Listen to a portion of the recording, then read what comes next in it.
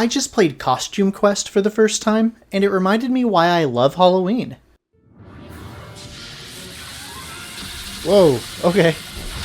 Okay, I definitely didn't expect this. It's the best animation ever. If only I had a map.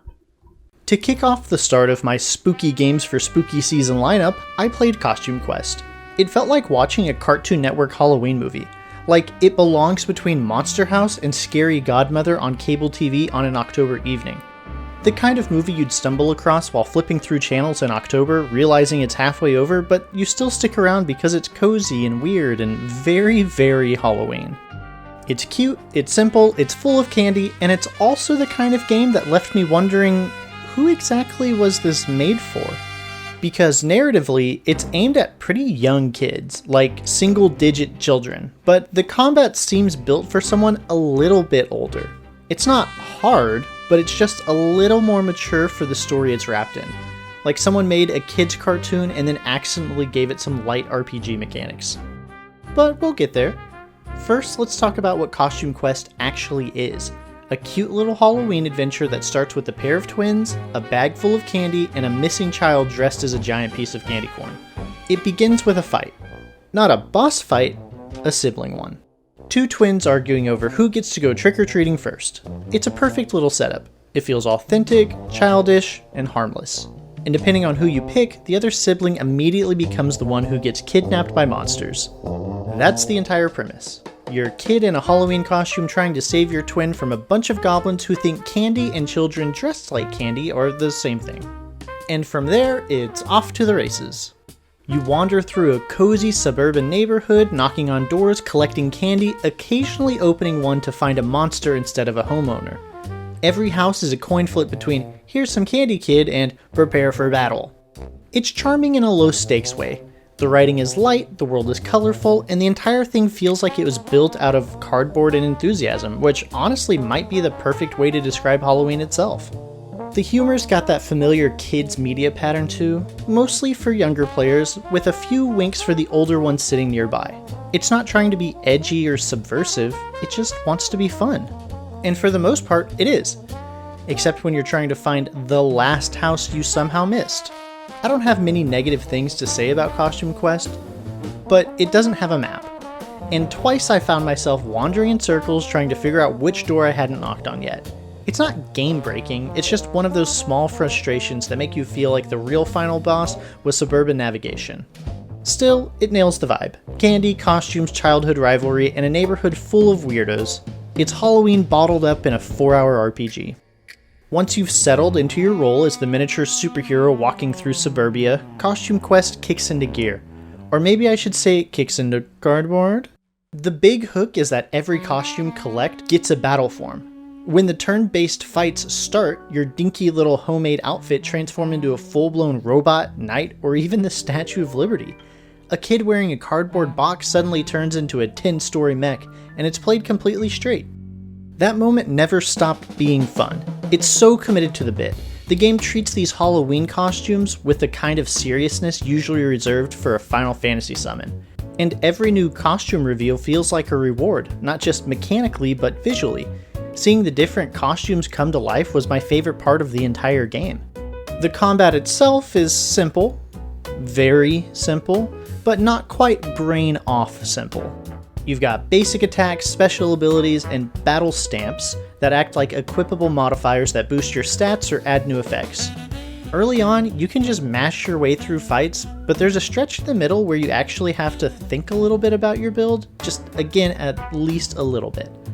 The wrong combinations of costumes and stamps can entirely break a battle, which surprised me for a game that otherwise feels like it's for 8-year-olds. It's a weird balancing act.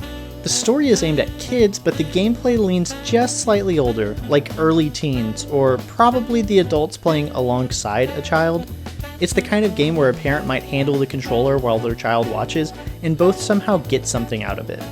So yeah, it's straightforward, but it's fun, and sometimes it even makes you stop and think. The story keeps the same energy all the way through. You move from one area to the next, from your neighborhood to a mall to a dark carnival, and finally to a monster world.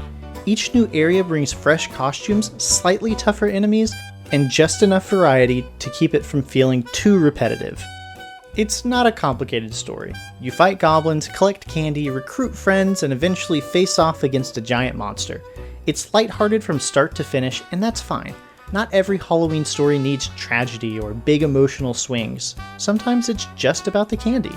That said, there's one thing that stuck out to me here. The twins. Remember how the game starts with them fighting? That's the emotional setup. One runs off, gets kidnapped, and you spend the whole adventure trying to get them back. It's the perfect framework for a story about family, about realizing that annoying sibling of yours actually means something to you. Except Costume Quest never really goes there. By the end, you beat the bad guy, save your sibling, and everything is just sort of fine again. No apology, no "I missed you," no little moment of growth. They argue, they get separated, they reunite, and then that's it. And it's not that I was expecting some huge emotional scene. This isn't Inside Out or The Iron Giant, but kid stories can still say something simple and true. Movies like Monster House or the Lego Movie still take 5 seconds to remind you why the characters care about each other. Even something as small as "thanks for saving me" would have gone a long way. Instead, Costume Quest ends exactly how it starts. 2 kids bickering, surrounded by candy and chaos. It's cute, but it's also a missed opportunity. A Halloween adventure about family that forgets to actually be about family.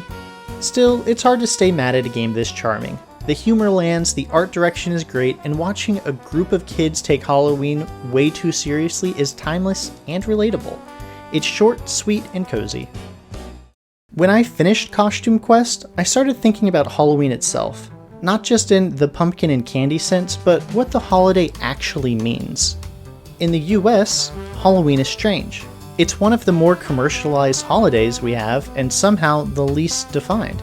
You dress up, you get candy, you decorate your house with skeletons, and then it's over. There's no single reason for it, no real message behind it, it's just Halloween. And I kind of love that. If you trace it back, Halloween came from All Hallows Eve, the night before All Saints' Day, which is a time to remember the dead, to honor the people who came before you. In Mexico, the same idea evolved into the Day of the Dead, a celebration of memory and legacy, of keeping loved ones alive through stories and color. But in America, that connection's mostly gone. Halloween isn't really about remembrance anymore, it's about expression. We've turned it into a day where you can be anything. A vampire, a cat, a knight in shining armor, or, in the case of Costume Quest, all 3. It's a holiday built around pretending, around transforming, around stepping into a version of yourself you don't get to be for the rest of the year. And that's kind of beautiful. It's self-expression, but shared. It's everyone doing it at once. Kids running around in homemade costumes, adults wearing something ridiculous at a party, people carving pumpkins and trying to outdo each other's decorations. It's not about family exactly, but it is about community. This one night where everyone agrees to be something else, together. That's what Costume Quest captures. Not the fear, not the gore, the togetherness. Now, to be fair, the horror side of Halloween is still huge here. The blood, the slasher movies, the haunted houses, all of that. And honestly, I'm not the person to talk about it. I don't like gore, and I don't particularly like scary movies, so I wouldn't do that side of the holiday justice at all. For a lot of people, that's what Halloween is about. The thrill, the fear, the adrenaline, and that's fine. It's just not what draws me to it. For me, Halloween isn't about being scared. It's about imagination. It's about seeing a kid in a $10 superhero costume running around like they're saving the world, or watching a game like Costume Quest turn that imagination into something real. That's the heart of it. It's playful, it's creative, and it's not pretending to be deep. And honestly, that might be what makes it kind of profound anyway. We don't think about why we like dressing up or why we love this night so much. We just do. Maybe if we overanalyzed it and started asking why we wanted to be a ninja or a robot or a vampire, it would lose some of that magic. Halloween works because it doesn't ask for meaning, it just is. And Costume Quest gets that. It's not trying to make you cry or teach you a moral, it's just a celebration of what Halloween feels like. A mix of candy, chaos, imagination, and maybe a little nostalgia for a world where your costume really could make you a hero. And I guess that's why my wife and I chose Halloween for our wedding. It's our favorite day of the year. It's strange, creative, a little chaotic, but full of joy. So Costume Quest doesn't try to be deep, but it captures something that is. The spirit of Halloween as imagination, community, and a kind of joy you don't need to explain. It's kids turning cardboard into armor, pretending to save the world, and for one night, everyone else plays along. That's Halloween. That's Costume Quest. Which is why, honestly, I think this should have been made a movie. Picture it. A Cartoon Network Halloween special. Nothing edgy, just cozy. Twins fighting over candy, a monster invasion, the power of costumes bringing imagination to life. A colorful little adventure with some heart. End it with a big candy-fueled boss fight and a heartwarming reunion, and boom. It practically writes itself. And apparently, it already did. Because while working on this video, I found out Costume Quest already is a show. An actual animated series on Amazon, complete with 13 episodes and a Christmas special. So, never mind. Cartoon Network, you missed your shot. And as much as I joke about it, Costume Quest was the perfect way to start spooky games for spooky season. It's light, funny, full of charm, and just a little nostalgic. A reminder of why Halloween's special in the first place.